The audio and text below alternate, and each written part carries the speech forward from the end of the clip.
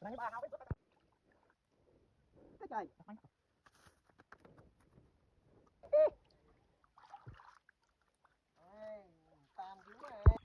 mẹ ơi, đi, được rồi, bây giờ mình mua đây rồi. Pi. Đang số trong cái bông, cái mà đây nó không chịu. Rồi, giờ này cá bơi bơi. Đi học đang cho người.